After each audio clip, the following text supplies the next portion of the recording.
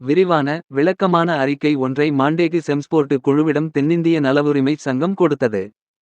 பொறுப்பாட்சி முறை உயர்சாதி வகுப்பினரான பிராமணர்களுக்கு அதிக அரசியல் ஆதிக்கத்தை ஏற்படுத்துவதாக இருக்கிறது. ஏழை எளியவர்களாக, அரசியல் மற்றும் சமூக உரிமைகள் அற்றவர்களாக இருக்கும் பிராமணர் அல்லாத மக்களுக்கு பெருந்தீங்குகள் இழைப்பதாக உள்ளது.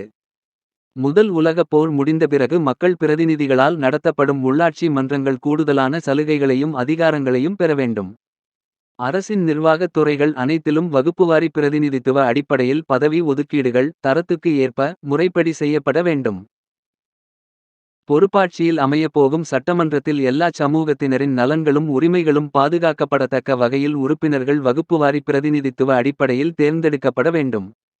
உள்ளாட்சித்துறை, கல்வி, விவசாயம், கூட்டுறவு, தொழில்கள், தொழிலாளர் நலம், சமூக நலம் போன்ற துறைகள் மக்களால் தேர்ந்தெடுக்கப்படும் அமைச்சர்கள் வசம் ஒப்படைக்கப்பட வேண்டும். மக்களால் தேர்ந்தெடுக்கப்படும் ஒருவர்தான் மாகாண பொறுப்பாட்சிக்கு தலைமை தாங்குபவராக இருக்க வேண்டும்.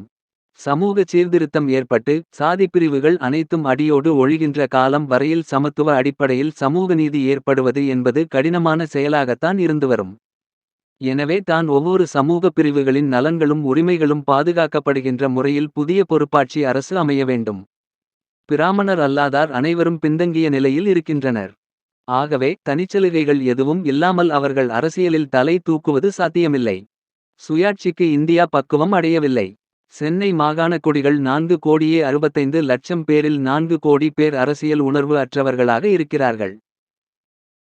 தற்கால நிலையில் அனைத்து சமூகங்களுக்கும் சம நீதி வழங்க பிரிட்டிஷார் இன்னும் கொஞ்ச காலத்துக்கு இந்தியாவில் இருந்தே தீர வேண்டும்.